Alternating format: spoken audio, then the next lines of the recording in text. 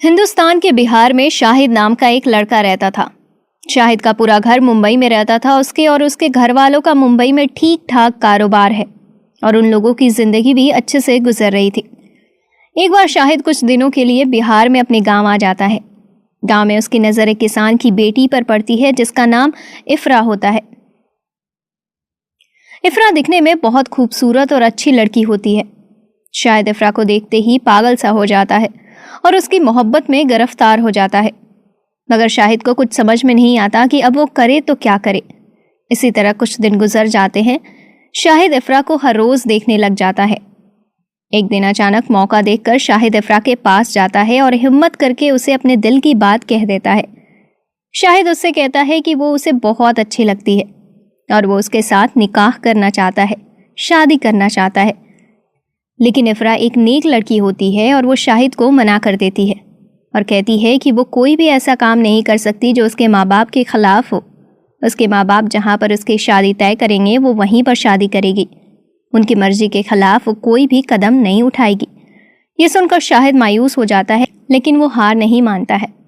اس کے بعد شاہد اپنے گھر والوں کو افرا کے بارے میں بتاتا ہے اور کہتا ہے کہ مجھے وہ لڑکی بہت پسند ہے اور میں اس کے ساتھ ہی شادی کرنا چاہتا ہوں۔ شاہد کے گھر والوں کا گاؤں میں اچھا خاصا نام اور دبدبا تھا۔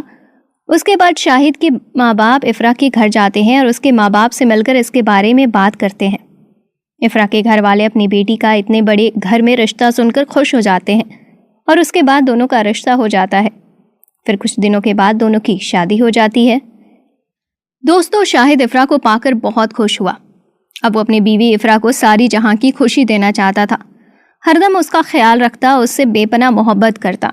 اس طرح سے 2-3 سال کا وقت گزر گیا۔ ایک دن افرا کا اچانک ایکسیڈنٹ ہو جاتا ہے۔ شاہد کو جب اس خبر کے بارے میں پتا چلا تو وہ پاگل سا ہو گیا اور گھبرا کر جلدی سے ہاسپٹل پہنچا۔ اس نے جیسے ہی اسپتال جا کر اپنی بیوی کو دیکھا تو اس کے ہوش اڑ گئے، کیونکہ افرا کا چہرہ اور اس کی ناک خراب ہو چکی تھی۔ اپنی بیوی کی یہ حالت دیکھ کر شاہد پوری طرح سے ٹوٹ جاتا ہے، مگر ہمت کر کے وہ افرا کو تسلی دیتا ہے اور کہتا ہے کہ اگر تمہیں کچھ بھی ہوگا تو میں ہر وقت تمہارے ساتھ رہوں گا۔ دوستو، اس کے بعد وقت گزرتا جاتا ہے۔ اب افرا کے من میں یہ بات آنے لگتی ہے کہ میرا چہرہ خراب ہو چکا ہے، اب اگر مجھے میرا شوہر چھوڑ دے گا تو میرا کیا حال ہوگا۔ بس یہی سوچ کر افرا اور بھی زیادہ پریشان رہنے لگی۔ اتنے میں ایک دن خبر آتی ہے کہ شاہد کا بھی ایکسیڈنٹ ہو گیا۔ یہ سن کر افرا کے پیروں تلے سے زمین کھسک جاتی ہے اور وہ بھاگی بھاگی اسپتال پہنچتی ہے۔ جب وہ ہاسپٹل میں جاتی ہے تو شاہد دیکھنے میں تو ٹھیک ہوتا ہے، مگر ایکسیڈنٹ کی وجہ سے اس کی آنکھوں کی روشنی چلی جاتی ہے۔ افرا کو بتایا جاتا ہے کہ اب شاہد کبھی دیکھ نہیں سکتا۔ یہ سن کر افرا کو صدمہ تو ضرور لگتا ہے، مگر اس کے ساتھ ہی وہ سوچنے لگتی ہے کہ شاہد نے میری خوبصورتی دیکھ کر میرے ساتھ شادی کی تھی، اب میں خوبصورت نہیں تو مجھے دیکھنے کا کیا فائدہ، اس لیے اب ہم دونوں میں محبت بنی رہے گی۔ اس کے بعد کئی سالوں کا وقت بیت جاتا ہے۔ دونوں میاں بیوی خوشی خوشی رہنے لگتے ہیں۔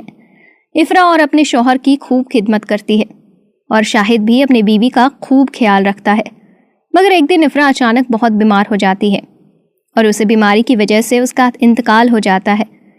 اس سے شاہد پوری طرح سے ٹوٹ جاتا ہے۔ اب اس کو اپنی بیوی کے بغیر ایک پل بھی رہنا گوارا نہیں ہوتا۔ اسی وجہ سے شاہد اپنا گھر چھوڑنے کا فیصلہ کرتا ہے۔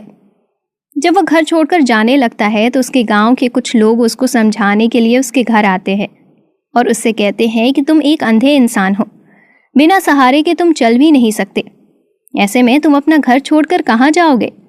تم اپنا گزر بسر کس طرح سے کرو گے؟ گاؤں والوں کی اس بات کو سن کر شاہد اپنے گہرے راز سے پردہ اٹھاتے ہوئے کہتا ہے کہ میں اندھا نہیں ہوں، مجھے سب کچھ دکھائی دیتا ہے۔ یہ سن کر گاؤں کے لوگ بہت حیران ہوئے اور پوچھنے لگے تو تم نے اتنے سالوں تک اندھا ہونے کا ڈھونگ کیوں کیا؟ تمہیں سب کچھ دکھائی دیتا ہے تو تم نے اتنے سالوں تک اندھے بن کر اپنی زندگی کیوں گزاری؟ اس پر شاہد نے گاؤں والوں کو بتایا کہ میرا ایکسیڈنٹ تو ضرور ہوا تھا، مگر میں نے میری آنکھوں کو کبھی نہیں کھویا تھا۔ میں نے اپنی بیوی کے سامنے جھوٹ اس لیے بولا تھا کیونکہ میری بیوی میری آنکھوں کی وجہ سے پریشان رہتی تھی۔ میری بیوی اپنی خوبصورتی کو لے کر بہت پریشان تھی۔ اس کو لگ رہا تھا کہ اس کا چہرہ بگڑ گیا ہے، اس لیے شاید اب میری محبت میں کمی آ گئی ہے۔ وہ مجھ سے آنکھ ملا کر بات نہیں کر رہی تھی، اس لیے میں نے اپنی بیوی کی پریشانی کو دیکھتے ہوئے اندھے بن کر چلنے کا فیصلہ کیا۔ تاکہ میری بیوی ہمیشہ خوش رہ سکے۔ اب 3 باتیں جس عورت میں ہو وہ اچھی بیوی نہیں بن سکتی۔ اب وہ باتیں کیا ہیں؟ نمبر 1 کی پیٹھ پیچھے اپنے شوہر اور خاندان کی برائی کرنے والی عورت۔ نمبر 2 شوہر کی بات کو اہمیت کم دینا اور اپنی بات کو منوانے والی عورت۔ نمبر 3 بد زبان عورت جو بات بات پر شوہر سے الجھے اور اس کی ہر بات میں نقص نکالے۔